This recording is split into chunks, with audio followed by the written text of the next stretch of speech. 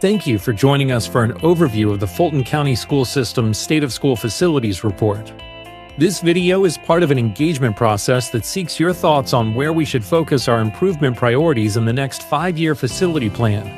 As we get started, let's discuss a website where you can find some helpful resources, fultonschools.org/fpengage. That's where you'll find the information shared today. There's also a feedback survey and a presentation given to our Fulton County School Board in March. This video is basically the same thing, but some parts have been consolidated for easier viewing, so let's dive in.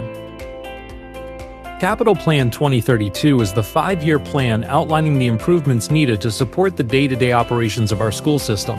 Once adopted by the school board this June, it will identify the facility improvements needed throughout the district, such as new schools, additions, and renovations, as well as the technology, transportation, classroom equipment, and safety upgrades that support learning. Each of these pieces works together to support the district's strategic plan. The future is Fulton, and, most importantly, our students. Creating the facility master plan is a large part of this process. Fulton County Schools began this work almost a year ago. Our teams reviewed facility conditions and evaluated each school's educational suitability.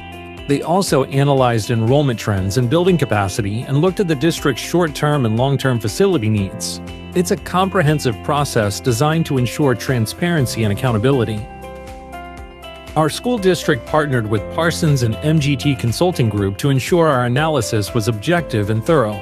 Parsons focused on building condition assessment and life cycle forecasting, while MGT led the educational suitability work. This team has supported Fulton County Schools for many years and brings deep experience in school facility planning. Between May and August 2025, the team conducted 99 facility condition assessments and 91 educational suitability assessments, a review of more than 15 million square feet across our schools and support facilities. This was not a desktop exercise. Each campus was visited and reviewed on site. The Parsons and MGT team conducted 2 studies, one on educational suitability and the other on facility conditions. Educational suitability assessments measured how well each school's design supports instruction. The team looked at 4 things: environment, size, location, and storage and equipment. Scores were reported on a 100-point scale. For environment, the team looked at whether the classrooms are conducive to learning. For example, do the heating and cooling systems work? They reviewed classroom sizes against our district's educational specification standards.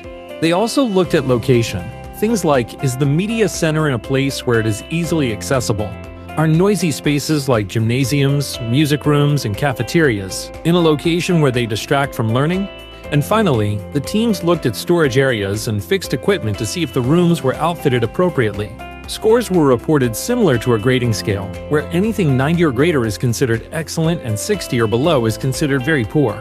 Our system-wide educational suitability score is 93.1. That's a strong result. Now, let's look at 2 other assessment tools used by our evaluation teams. One is the Facility Condition Index, or FCI, and the other is the Facility Condition Assessment Score, or FCA.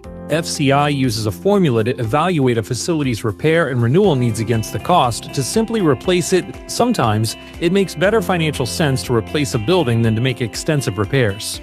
Normally, a high score indicates positive things, but not in this case. FCI is reported in a percentage, and higher scores mean that the building needs extensive work.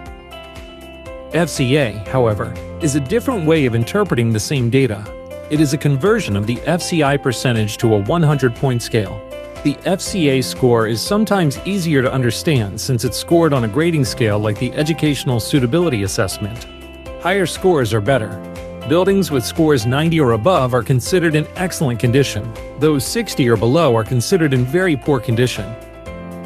Our system-wide facility condition assessment score is 83.48, which indicates our facilities are in good overall condition. At the same time, 43 schools fall into fair, poor, or unsatisfactory categories and will require more focused attention. Overall, our facility portfolio is performing well, but there are still areas needing improvement. Some of those deficiencies are being addressed through our current 5-year capital plan. However, some of the more significant needs may become projects in the facility master plan being developed right now. Across our district, most of our 15.3 million square feet of space falls within the 80 to 100 score range. This is extremely good for a school system as large as ours. Let's turn our focus to how old our buildings are and how it impacts the need for renovation or renewal. Facility age trends show us predictable life cycle patterns. As buildings age, the need for major system replacements begins to accelerate, particularly after the 30-year mark. Note that the average age of a Fulton County school is 29 and was built in 2002. Nationally, the average age of a school is 49. Now let's look at how we determine priorities within the facility master plan. During their school visits, the assessment teams looked at all the building systems you see here to evaluate whether they've reached the end of their life cycle or how far off that might be. Operational or functional systems are critical items like HVAC or roofing. We refer to them as warm, safe, and dry systems. These are prioritized higher because they have a greater impact on learning and teaching. For example, if a school's HVAC system isn't working, or if a roof is leaking into classrooms, then students aren't in an optimal learning environment. On the other hand, non-critical systems are more aesthetic. Examples would be refreshing the paint in a classroom or hallway. Non-critical items still need to be replaced or improved, but they can be prioritized lower since they may not directly affect the ability to teach and learn. These charts do a good job of illustrating how our current improvement needs are categorized along with an estimate of their cost. It's common to only notice what is right in front of us, things like worn carpet or peeling paint. But if you look closely, you'll see that the majority of facility improvements are things that most people don't even see, like plumbing. Those are operational and functional systems, and they often are the most expensive and most important items to address first.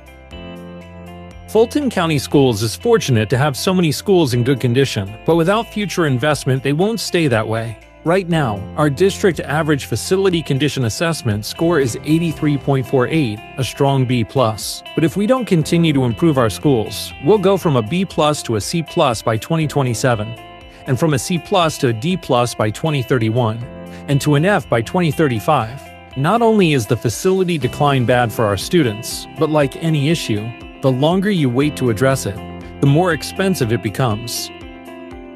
That was a lot of information to take in, so let's quickly summarize. Our educational suitability score is 93.1, and our facility condition score is 83.48. These are good district scores, but our schools all have their own improvement needs. When you add elementary schools, middle schools, high schools, and non-instructional facilities together, there is approximately $780 million already in need right now. Our projected life cycle needs over the next 10 years will bring the total to approximately $2.1 billion. Overall, our facilities are performing well, but sustained investment remains essential. So where do we go from here? The facility master planning process is like a large puzzle with many pieces. And this puzzle cannot be completed until we have the final piece, which is your input. In just a few moments, this presentation will end, and you'll be asked to participate in a thought exchange survey to help focus our facility master plan. The plan will be formalized in June and presented to the Board of Education. Once approved, it will become part of Capital Plan 2032. And here it is, your opportunity for input. Join the thought exchange conversation by scanning the QR code or visiting fultonschools.org/FPEngage. Thank you again for your time and attention.